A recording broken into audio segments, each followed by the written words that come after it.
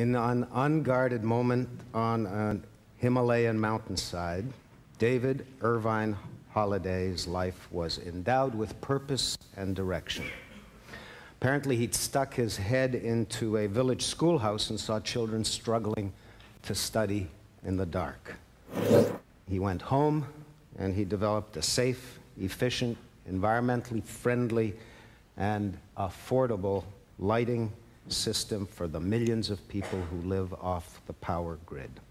David, where are you? Excuse me.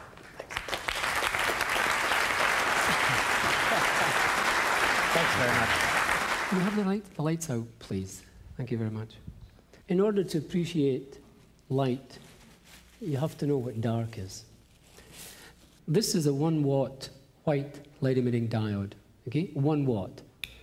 And what Light Up the World's goal is, really, is just to replace kerosene. It's to bring the gift of light to the developing world. One of the things I ask people at times, do you know how big 2 billion is? It's a mind-boggling number. That's the reality. There's a third of humanity. We actually have the solution. Okay? I'm not saying it's the best, it's the perfect solution, but it's the only solution that's come to date, an affordable solution for these 2 billion people. What are we? Okay, Light Up the World, we're a non-profit humanitarian organization. We're a facilitator of knowledge. That's our function in life. It's to plant a seed and nurture it and move on. In other words, to give the knowledge to people to make their own lighting systems, create their own companies, and sell these things at a fair profit. Because if you don't make a profit, you're not going to be sustainable. And if you're not sustainable, forget it. Okay? Again, it's just an interesting exercise. And literacy, especially for women and female children, it's not that we're biased against men, far from it. It's just that we're kind of biased for women. A creator of local wealth and companies. I hope to show you by the time I'm finished that in actual fact, by converting from kerosene or candles over to solid-state lighting, you create wealth. You really have more money, or you have more money left. These white LEDs we talked about, and you've seen them, in your little headlamps, keychains, etc. They're all over the place now, thank God. But the very low power consumption, incredibly long life, and we've tested these things. They really do work. They're physically robust.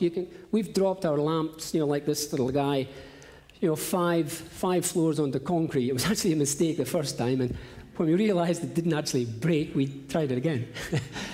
So, reliable and safe. Kerosene is terrible. This is the Rolls Royce of kerosene wick lamps. The light that you get from these it's approximately equivalent to what you get from a wee candle on a kid's birthday cake, okay? And it gives a heck of a lot of smoke at the same time.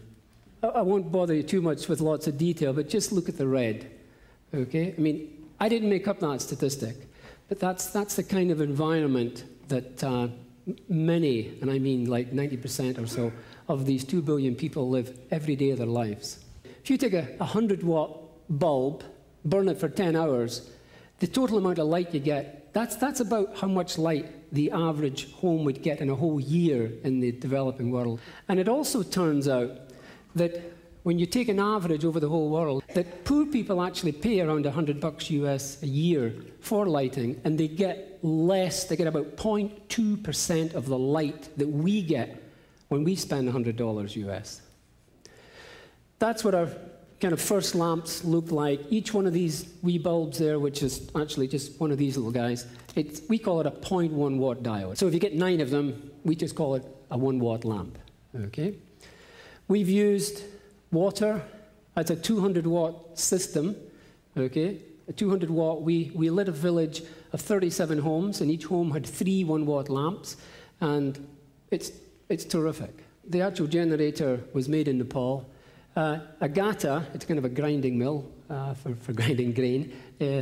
If you replace the wooden turbines with the metal one, you get about twice as much energy approximately. So what you can then do is put a little electric generator on the top, so the lady that owns the mill, she can actually grind more grain in a given day, but also at night, because the water runs 24 hours a day, you light the whole village. Kids reading, that's our kind of raison d'etre. It was literacy, but it's much, much more than that now. The Sister Regina, she was treating Ali, the big guy on the right there. He'd hurt his leg, and I asked if I could have a look at the theatre. There are 7 100-watt bulbs.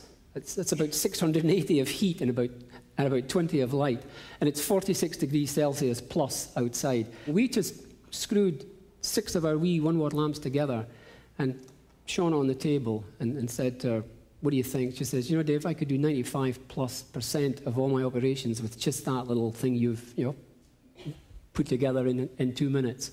This is a slide that brings a lot of emotion to both Jenny and I, because the fellow on the right, he's Master Satar. He's the school teacher. Just to show you how, sorry, how one lamp, two lamps can actually change people's lives. We gave the guy in the blue 4 lamps about a year before. Zubair is his name, a good friend of ours now, and he gave 2 to Master Sadar. That's his house. He put 1 lamp here and 1 lamp there. Every night, he has 12 male children and 9 female children in, because they do go to school. And he said in the 6 months that these lamps had been there, that's just 2 watts, okay? The academic progress of these children, he said, had been absolutely startling. Yeah. Anyway, this is a typical system that we use, okay? We've used water, we've played around with wind a lot, we haven't actually done a village with wind, and we've got lots of solar. Here's one of our 1-watt lamps. It's the lamp that I just showed you, basically. And the reason I gave you this shot with our little friend in the foreground is because it's a little friend in the foreground, along with the little piglets and the chickens, as well as the human kids, that knock over these kerosene wick lamps and cause fires and death and destruction. And believe you me, it happens hundreds of thousands of times throughout the developing world. So, if for no other reason than that, solid-state lighting is a good way to go, but there's a lot more reasons than that. Fluorescent tubes are still more efficient at the big ones, but we're going to blow them out of the water in the next 2 while, and you don't get a 1-watt fluorescent tube that's much good, and it doesn't live like 100,000 hours. That's the 1-watt one. The little yellow one shows you where the incandescent flashlight dies, 3D cells. The blue one shows you, if you replace that incandescent bulb, with an LED bulb, you get 10 or 20 times the life of that battery. Think of what that does to the environment. Think of what it does to the economy. It's a wealth creator. This is, I think, says it all. The yellow is the annual kerosene expenditure in Pakistan. We could show you a million examples. The blue is the one-time cost. Okay, remember I said you need microcredit to pay for it. But having said that, think of how much money they can save. I'm not a social scientist, far from it, but even my tiny brain can appreciate that has to have an immense effect on society, that you're not spending money on kerosene. We need your ideas, okay? There's an enormous capacity for ideas in this room and in Canada and the United States, etc.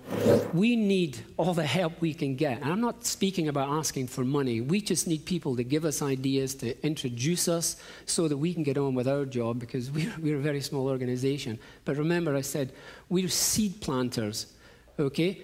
We don't light up the world. We cannot light up the world, and we don't want to light up the world physically ourselves. We want the world to light itself up. Okay, thank you very much.